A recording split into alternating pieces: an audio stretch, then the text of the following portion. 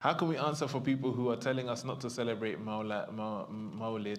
The reason is it's bid'ah and they say the Sahabas didn't do it. How can we prove?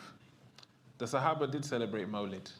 Because what is Mawlid? Mawlid is reciting poetry in praise of the Prophet ﷺ, which they did. Speaking about the seerah of the Prophet ﷺ, which they did. And the Prophet ﷺ himself was commanded to do in the Quran. And Allah subhanahu wa ta'ala did in the Quran for the Prophet ﷺ. Allah said in the Quran, وَكُلَّا نَقُصَّ عَلَيْكَ مِنْ أَنْبَاءِ الرُّسْلِ مَا نُثَبِّتْ بِهِ فُعَادَكَ وَجَاءُكَ فِي هَذِهِ الْحَقُّ وَالْمَوْعِظَةُ وَذِكْرَى لِلْمُؤْمِنِينَ.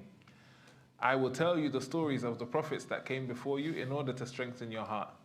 And there comes to you through this, the haqq, the truth, وَمَوْعِظَةُ, and good advice, وَذِكْرَى لِلْمُؤْمِنِينَ, and a reminder for the believers. So the Mawlid gathering, what is the Mawlid gathering? You gather, you recite the seerah of the Prophet ﷺ, which is Sunnah.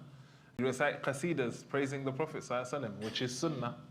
And you give out food, which is Sunnah. And all of these things were things that the Sahaba did in front of the Prophet ﷺ. And what is the Sunnah? The Sunnah is أفعال النبي, his actions, وأقواله, and his speech, وصفاته, and his attributes, وتقريراته, and things that happened around him that he approved of.